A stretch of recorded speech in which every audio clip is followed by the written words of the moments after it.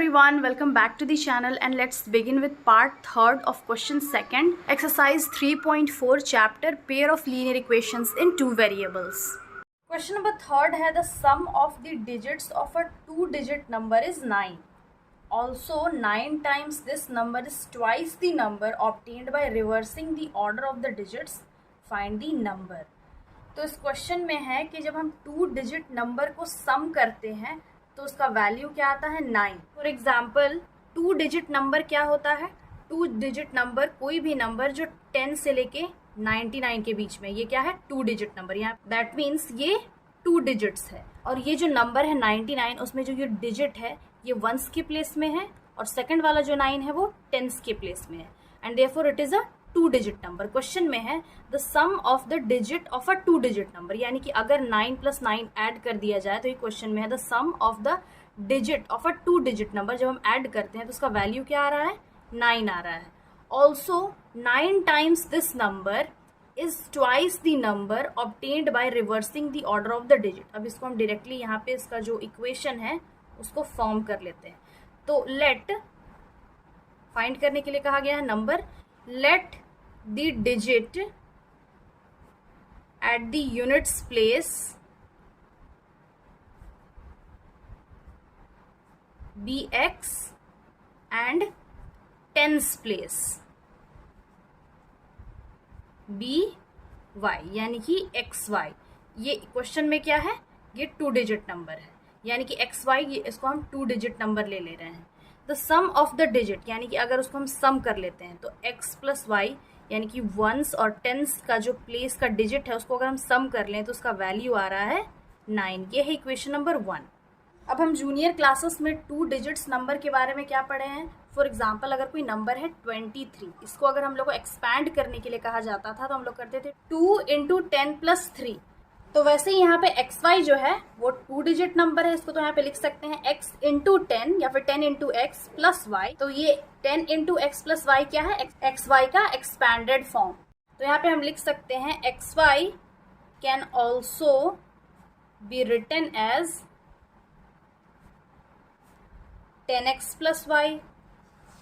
अब इसका दूसरा इक्वेशन फॉर्म करेंगे. 9 times this number is twice the number. तो 9 टाइम्स दिस नंबर, यानी कि ये जो नंबर है उसका हम 9 टाइम्स करेंगे.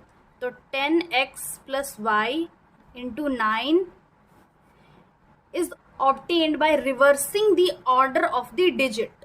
तो यहाँ पे एक और स्टेटमेंट है, reversing the order of the digit, यानी कि ये जो ऑर्डर है एक्स वाई, इसका ऑर्डर अगर हम बदल के वाई एक्स कर देंगे तो इसको हम ऐसे भी लिख सकते हैं y × 10 + x, यानी कि इसका ऑर्डर हम लोग बदल दिए हैं, ऑर्डर ऑफ द डिजिट. तो यहाँ पे हो जाएगा y × 10, यानी कि 10y + x. तो देयरफॉर फाइनली इसमें स्टेटमेंट क्या होगा? 9 टाइम्स दिस नंबर, यानी कि 9 times this number is twice the number. तो यहाँ पे 2 से मल्टीप्लाई करेंगे, twice the number obtained by reversing the order. यहाँ पे जो ऑर्डर है उसको हम लोग रिवर्स कर लिए हैं ऑफ द डिजिट. तो फाइनली इसको हम यहाँ पे लिख सकते हैं 9 × 10x + y is equal to 2 × 10y + x. ये इक्वेशन नंबर 2. अब इसको हम लोग सॉल्व कर लेंगे. तो ये हो जाएगा 9 × 10 90x + 9y is equal to 2 × 10 20y + 2 × x 2x.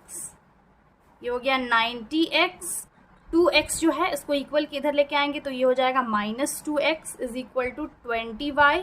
9y को इक्वल के उधर -9y.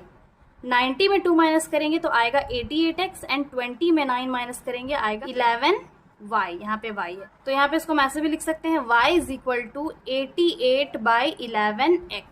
कैंसिल करेंगे 11 1 ज़ा 11 8 ज़ा, तो यहाँ पे आएगा y is equal to 8x. और अगर इसको हम नॉर्मल स्टैंडर्ड फॉर्म में चेंज करेंगे तो ये हो जाएगा 8x और y को इक्वल के इधर -y इज इक्वल टू 0. अब ये और ये इक्वेशन नंबर 1 और इक्वेशन नंबर ये 3rd ले लेते हैं, इसको हम ऐड कर लेते हैं. तो यहाँ पे हो जाएगा x + y is equal to 9 and 8x - y is equal to 0. On adding तो यहाँ पे तो 9 आ गया, ये यहाँ पे -y + y कैंसिल हो गया और 8x + x 9x therefore x is equal to 9 divided by 9, 9 cancel, तो x का वैल्यू आ गया 1। अब ये जो x का वैल्यू है इसको इक्वेशन नंबर 1 में पुट करेंगे, तो लिख लेंगे putting the value of x in equation number 1। Equation 1 क्या है, x plus Y is equal to 9, तो x है 1 plus Y is equal to 9 and therefore y is equal to 9 minus 1, so y is equal to 8। और question में क्या find करने के लिए कहा गया है, फाइंड द नंबर, तो यहाँ पे लिख लेंगे हेंस या therefore the number is 10x plus y which is equal to 10 into 1 plus y 8 है, तो ये हो जाएगा 10 plus 8 is equal to 18। Therefore the number is 18. So this was the solution. I hope समझ में आ गया होगा. Again I'll be back with the next video solving the remaining questions of this exercise. Till then have a nice day. Thanks for watching.